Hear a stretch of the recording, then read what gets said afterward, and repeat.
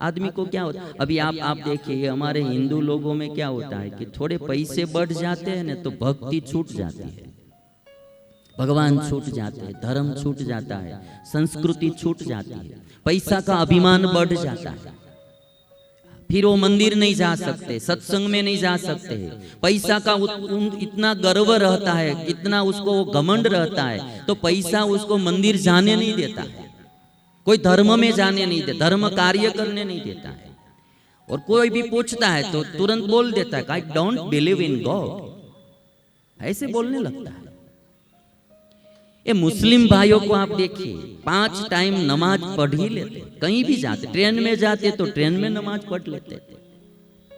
हमने दुबई गया था, मैं तो दुबई में तो एयरपोर्ट में मस्जिद बनाई हुई है कि कोई यदि प्लेन में यात्रा कर रहे जा रहे और नमाज का समय हो जाए तो वहां दुबई के एयरपोर्ट में भी वहां मस्जिद बनाई गई है, वो नमाज पढ़ लेते हैं।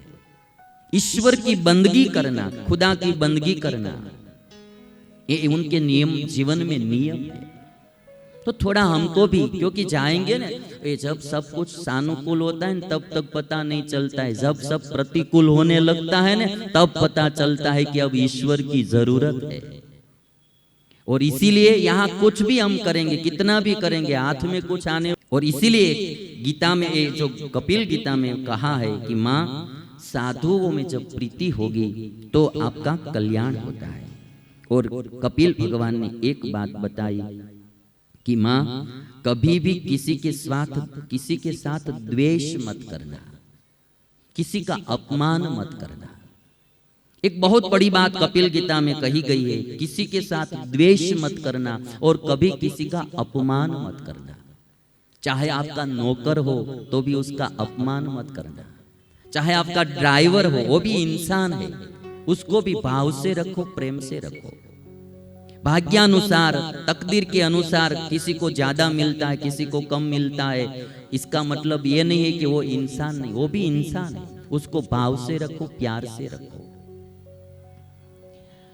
अभी ये जो शैलेन भाई, हमारे जसवंत बाबा के पुत्र शैलेन भाई, उनकी गाड़ी चलाने वाले दादा आए थे जो हमको कलकत्ता लेने के लिए।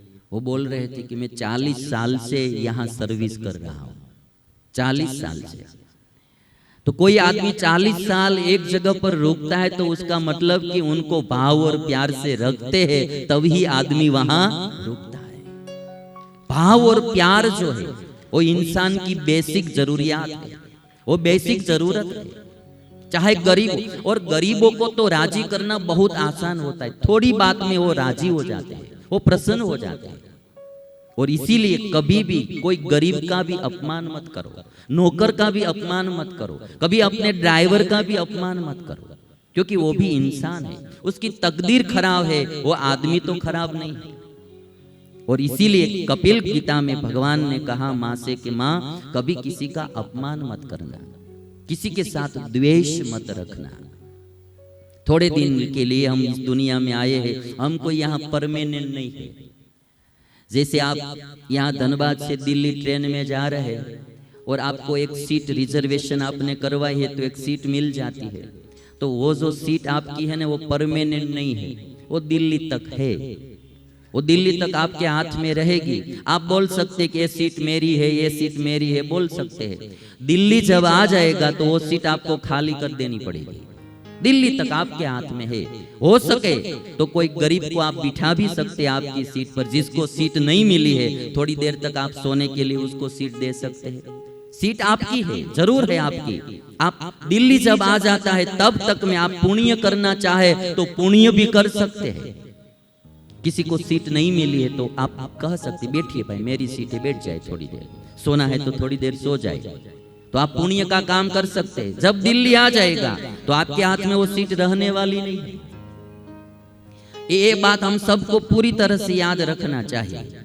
एक स्मशान के बाहर लिखा था। दिल्ली तो मैं बोल रहा हूं, बाकी हमारा सबका आखिरी स्टेशन जो है वो स्मशान है। स्मशान आया जाएगा तब तक में हमारे हाथ में कुछ रहेगा नहीं। जब तक स्मशान रूपी स्टेशन नहीं आ जाता है तब तक जो कुछ हमारे पास है उससे पुण्य कर्म कर ले, सत कर्म कर ले, अच्छा काम कर ले, भगवान प्रसन्न हो, माँ बाप प्रसन्न हो, कोई साधु संत प्रसन्न हो, ऐसा सत्कर्म कर लो।